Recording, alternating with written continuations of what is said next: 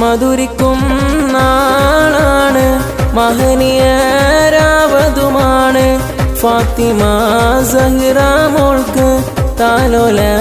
നാളിന്നാണ് ബാബയാം അബ്ദുൽ റഹ്മാൻ പോറ്റിടും പൊന്മണിയല്ലേ പൊന്നുമ്മ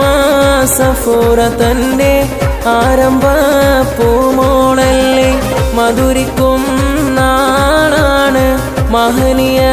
മഹനീയരാവതുമാണ് ഫാത്തിമ സഹ്റ മോൾക്ക്